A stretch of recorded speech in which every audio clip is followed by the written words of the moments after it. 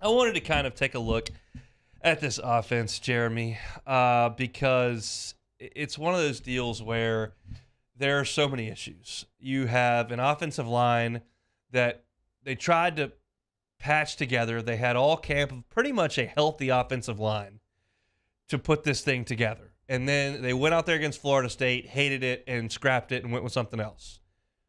Then the injuries started to crop up. And you've had injuries, different combinations, and they haven't been great. You've got a quarterback who has been very careful with the ball, who has not seen the field very much, has tucked it and run, but has used his athleticism to try to extend some plays and make some things happen.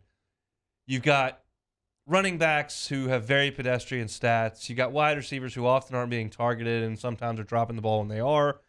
And it's an offense that is not coming up with any big plays whatsoever. In a 14-team SEC, LSU right now looks up. They are 14th in the conference in pass plays of 20 yards. They've got 13 of them. They are 14th in the conference in pass plays of 30 yards. They've got 5. To be clear, South Carolina has 13, Auburn has 9, and Vanderbilt has 8. LSU has 5. Last in the league. They're 12th in the SEC in yards per attempt. Only A&M and Missouri are worse. And with all that being said, 14th in the league in big plays through the air, 14th in the league in big plays through the air, 12th in the league in yards per attempt.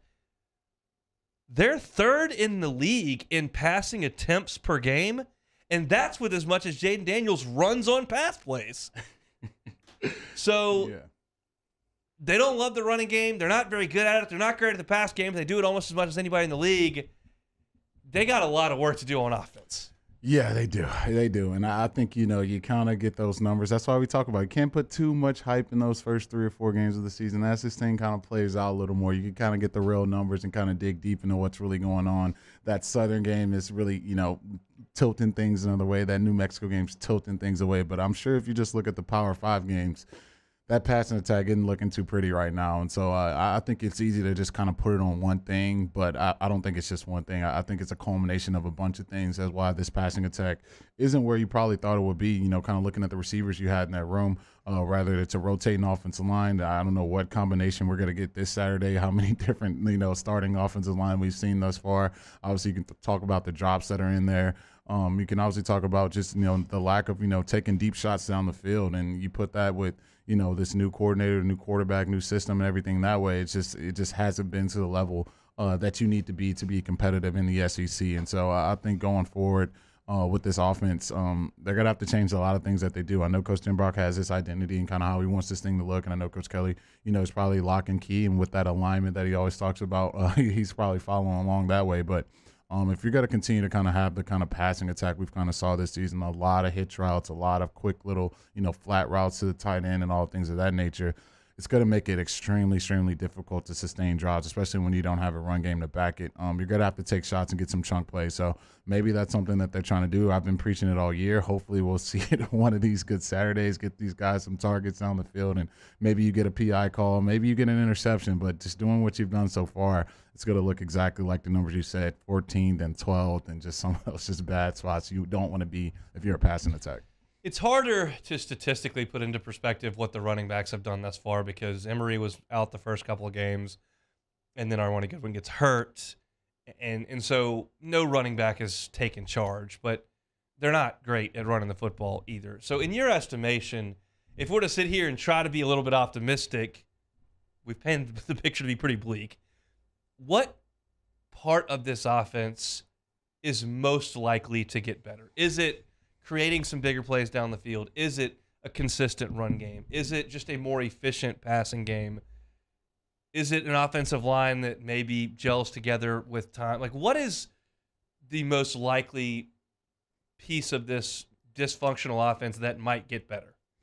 Yeah, I think Coach Kelly kind of mentioned it in the presser last week, and he's talking about maybe we mix some 7-man protection in there, give Jaden some time in the world, some big play action stuff, and give these receivers some opportunities to kind of go down the field. I think you've really kind of seen them try just about everything. You're seeing the jet sweep to Kayshawn. You're seeing the screens to the receivers, seeing the ball getting out quick. You've tried all the little stuff. I think now it's time. You got to stretch the field. You got to put pressure on some of these defensive backs in the SEC and really make those guys, see if those guys can make some plays down the field, because it's just not an offense where you can sustain 13, 14, 15 play drives, eat the clock up, and you know you're going to score a touchdown at the end of it.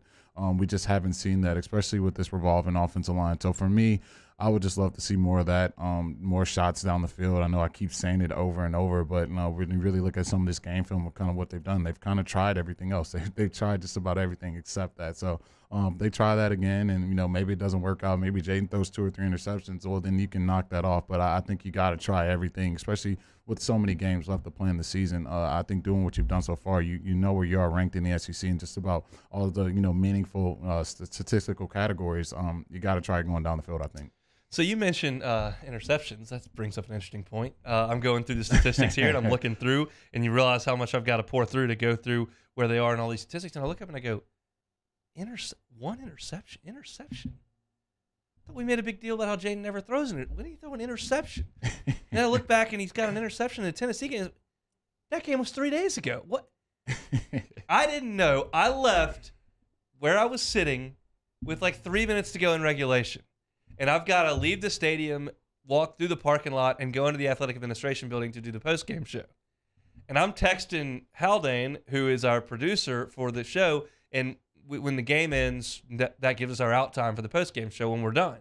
And I'm texting him like, I'm taking the ramps down the Tiger Stadium. Let me know what the out time is. So he did. He let me know what the out time was. I missed the interception. I didn't even know it happened, and it's Tuesday.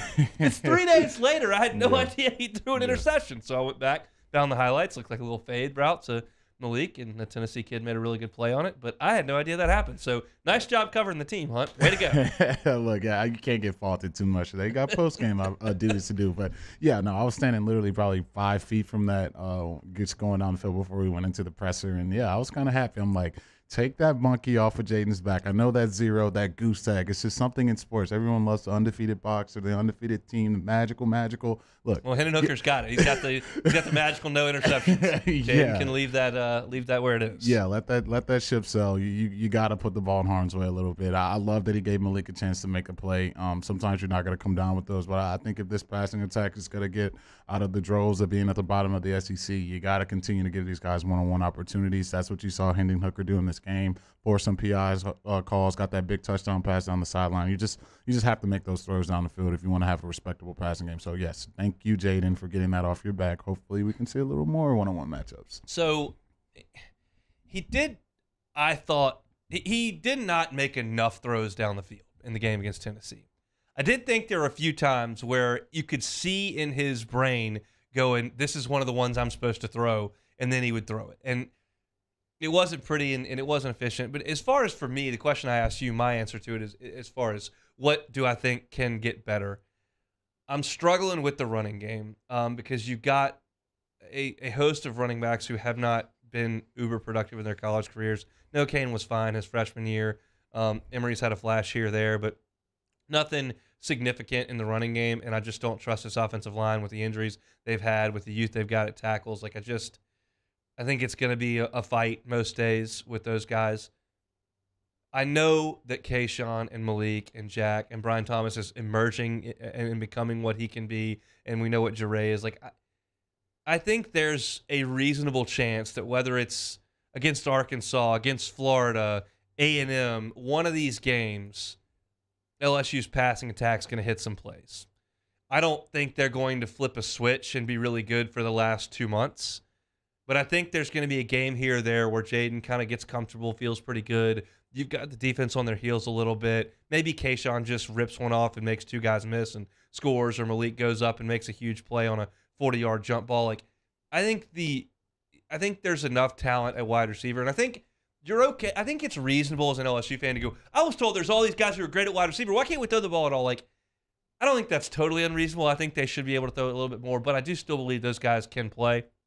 So I think, maybe once or twice throughout the rest of the way, you find a way to make some plays. You were so far behind the 8 ball on Saturday, and it just never got any better. Yeah, it's tough, and that's why we kind of talked about starting fast so much in that game. Once people say, "Yeah, run the ball, dude, you're down 3 possessions. Like, what do you think running is going to do at this point in the game?" So you got to start faster. But yeah, I do agree with you there. I think especially against some of these opponents, these receivers are just too talented. I know that drops are going to get talked about a ton, but there's just too much talent in that room to think these guys are going to continue to go through the season 5 yards of completion, 6 yards of completion. That's just not the talent you have in the room. So, yeah, we'll see what happens going forward. I mean, last year it shocked me out of my mind, that Florida game, rushed them out of the stadium. Yeah. That kind of happened when you never would have thought that was coming. Yeah, you just never thought that would happen. So, yeah, we'll see with this past game. I think as the season goes on, especially with Jaden kind of getting that interception out of the way, maybe he's more inclined to realize, hey, like, doing what I'm doing, like, yeah, we're in some of these games, but we're not really scoring enough. Like, I got to give these guys a chance, and maybe that light bulb clicks because he can throw a good deep ball. It's just a matter of him going out there and doing it.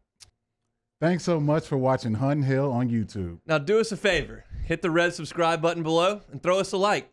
We'll see you next time.